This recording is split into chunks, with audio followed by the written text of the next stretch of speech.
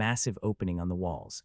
Everyone swallowed hard at the stunning scene before them. Lying trough, you can do this too. Bam!